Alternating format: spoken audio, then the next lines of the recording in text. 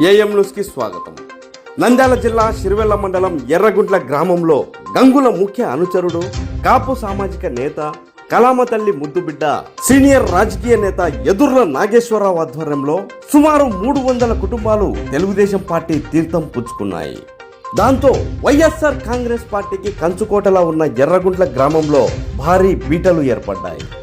మాజీ మంత్రి ఆళ్లగడ్డ టీడీపీ అభ్యర్థి భూమా అఖిలప్రియ, ఆమె భర్త భార్గవరాం, గంగుల పృథ్వీరాజ్ కుమార్ రెడ్డి, గంగుల ప్రహ్లాద్ రెడ్డి, గ్రామ టీడీపీ నాయకుల ఆధ్వర్యంలో వైఎస్ఆర్ కాంగ్రెస్ పార్టీ నుండి తెలుగుదేశం పార్టీలోకి భారీ చేరికలు జరిగాయి.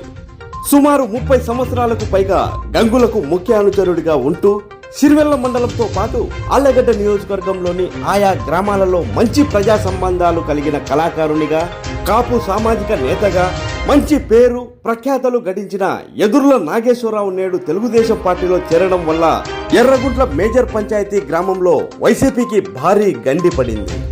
అంతేకాకుండా ఎదుర్ల నాగేశ్వరరావు చిన్న కుమారుడు ఎదుర్ల నాగసురేష్ చేస్తున్న వాలంటరీ ఉద్యోగాన్ని సైతం రాజీనామా చేసి తండ్రి బాటలో నడుస్తూ భూమా అఖిలప్రియ సమక్షంలో టీడీపీ కండువా కప్పుకున్నాడు. ఎర్రగుంట్ల గ్రామానికి చెందిన ఎదుర్ల నాగేశ్వరరావు, వారి కుటుంబ సభ్యులు, ఆయన అభిమానులు సుమారు 300 మంది భూమా అఖిలప్రియకు పూల వర్షం కురిపిస్తూ టీడీపీ ముఖ్య నాయకులకు భూమా అఖిలప్రియకు 100 కేజీల గజమాల వేసి ఎర్రగుంట్ల గ్రామంలోకి ఆహ్వానం పలికారు. ఒకవైపు కాపు సామాజిక వర్గంలో, మరోవైపు ఎస్సీ బడుగు బలహీన వర్గాలలో మంచి పట్టున్న ఎదుర్ల నాగేశ్వరరావుతో పాటు చిన్న కుమారుడు ఎదుర్ల నాగ సురేష్, వై తిరుపతి, ఎం నాగేష్ మరియు వారి అనుచర వర్గం సుమారు 100 కుటుంబాలు వైసీపీని వీడి మాజీ మంత్రి భూమా అఖిలప్రియ సమక్షంలో టీడీపీలోకి చేరారు.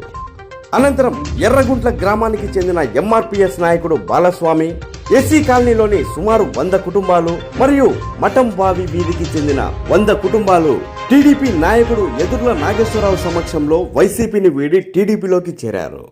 మొత్తంగా టీడీపీలో చేరిన 300 కుటుంబాల వారికి మాజీ మంత్రి భూమా అఖిలప్రియ, భార్గవరాం మరియు ఎదుర్ల నాగేశ్వరరావులు పార్టీ కండువాలు కప్పి టీడీపీలోకి సాదరంగా ఆహ్వానించారు.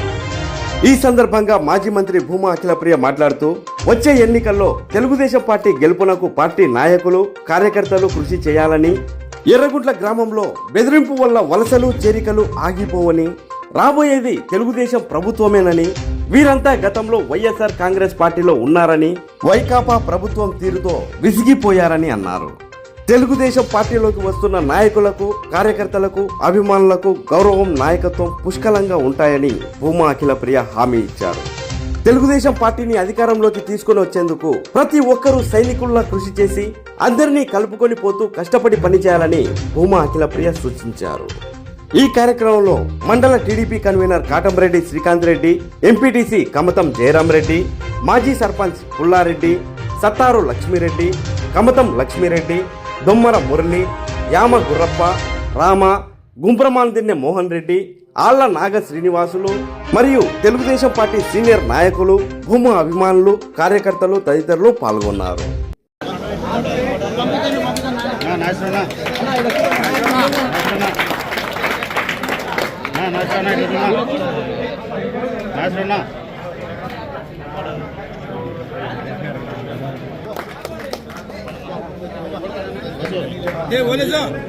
రమ్మను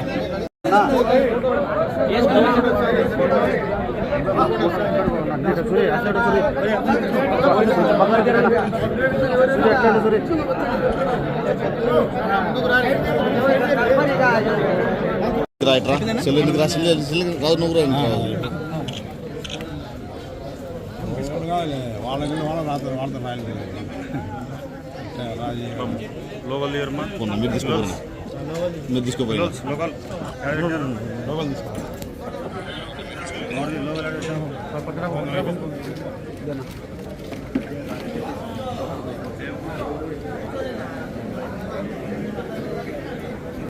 వైసీపీని వీడి తెలుగుదేశం పార్టీలోకి, మా కుటుంబంలోకి వచ్చిన ఈరోజు కండువాలు వేసుకున్న ప్రతి ఒక్కరికి పేరు పేరున నేను ధన్యవాదాలు తెలియజేసుకుంటున్నాను.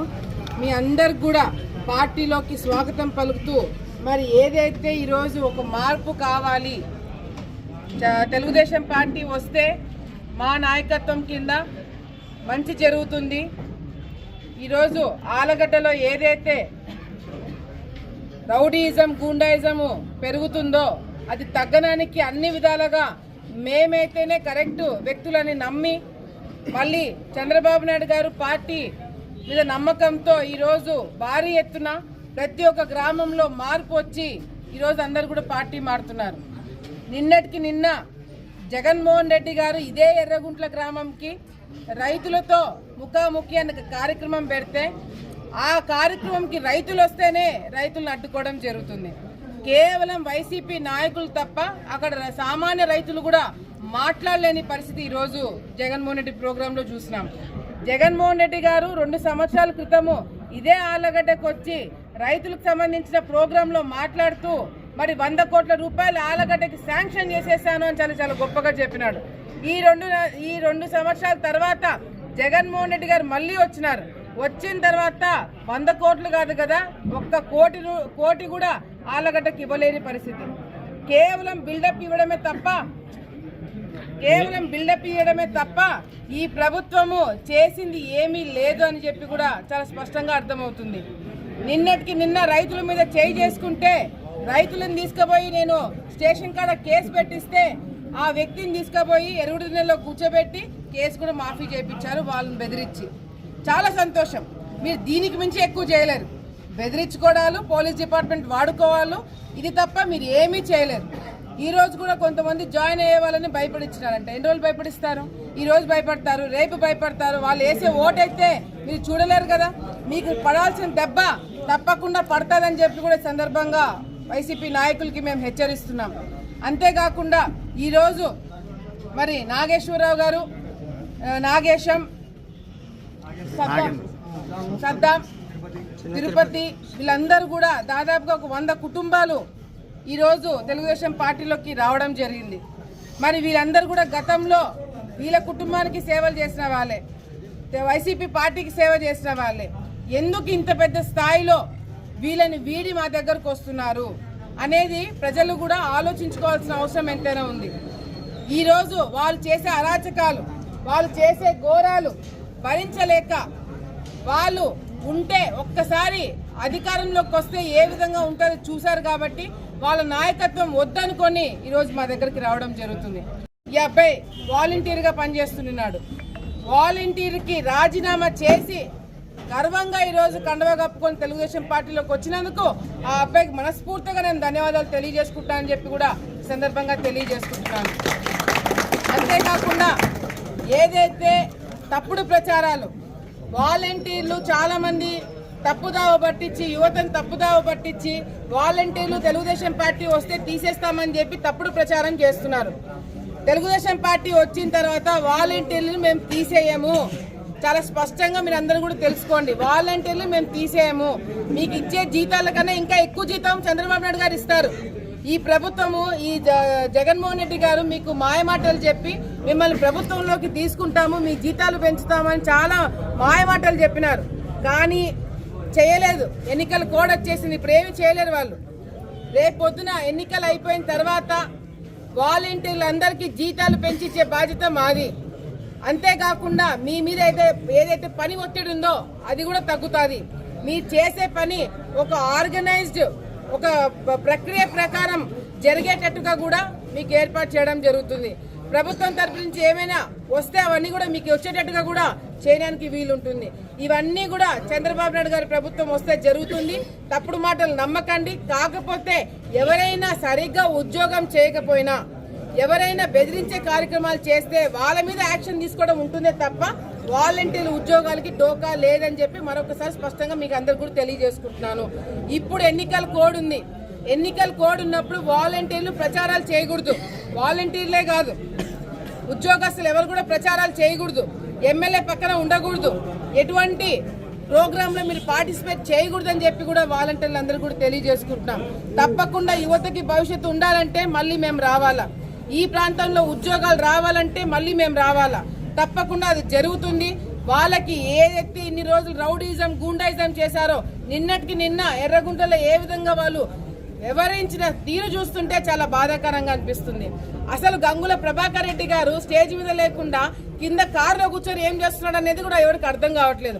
ఆయన సాగునీటి సలహాదారుడు, ఆయన మర్చిపోయినట్టున్నాడు పాపం. ఆయన సాగునీటి సలహాదారుడు జగన్మోహన్ రెడ్డికి సలహాలు ఇచ్చే స్థాయిలో ఉన్నాడు, కానీ స్టేజ్ ఎక్కలేని పరిస్థితి. కొడుకుకే సలహాలు ఇవ్వలేని వాడు ఈ రోజు జగన్మోహన్ రెడ్డికి ఏమి ఇస్తాడని చెప్పి కూడా ఈరోజు ప్రజలందరూ కూడా ప్రశ్నిస్తున్నారు. అంతేకాకుండా స్థానికంగా ఉన్న రౌడీ, గూండా, ఎమ్మెల్యే అన్నీ ఒకటే బిరుదు.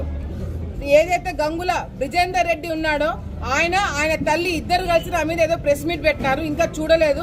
తప్పకుండా దానికి నేను సమాధానం చెప్తా, ఆధారాలతో సహా నిరూపిస్తా. నేనే కాదు, నేను నిరూపించడమే కాదు, నా నిరూపించడం అట్లా ఇట్లా ఉండదు. బాధితులు నా పక్కన కూర్చోబెట్టుకొని మరి నేను మాట్లాడతాను. మీకు నిజంగా దమ్ము ధైర్యం ఉంటే మీరు దానికి సమాధానం చెప్పాలా.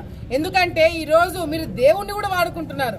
ఇంకా ఆమె అయితే పాపం గుడి దగ్గరికి పోయి గుడి మీద చేయి పెట్టి దేవుడి మీద ప్రమాణం చేసింది. దేవుడు అనుకుంటాడు, అమ్మ నా మీద ప్రమాణం చేసింది, నేను నన్ను కూడా పైకి పంపిస్తానని దేవుడే భయపడేటట్టుగా ప్రమాణాలు చేస్తున్నారు. అహోబలం నరసింహస్వామి మీద ప్రమాణం చేయాలంట. ఎంత సిగ్గుచేటు. మీరు వాడుకోవాలనుకుంటే దేవుణ్ణి ఏ విధంగా వాడుకుంటారనేది అందరికీ తెలుసు. ఇంకా దీని గురించి ఎక్కువ మాట్లాడకుండా రేపు ప్రెస్ మీట్ జరగబోతుంది. ఆ ప్రెస్ మీట్ లో బాధితులందరూ కూడా కూర్చొని వాస్తవాలు ఆధారాలతో సహా మీ గుట్టు బయట పెట్టడం జరుగుతుంది. దాన్ని ఎదుర్కోండి. దానికి దేవుళ్ళ మీద ప్రమాణం చేయాల్సిన అవసరం లేదు, ప్రజల మీద ప్రమాణం చేద్దాం. ప్రజల గురించి ఏ విధంగా మేము కట్టుబడి ఏ విధంగా రాజకీయం చేస్తున్నాం, మీరు ఏ విధంగా రాజకీయాలు చేస్తున్నారు అనేది కూడా ప్రజలందరికీ నిరూపించడం జరుగుతుందని చెప్పి కూడా తెలియజేసుకుంటున్నాం.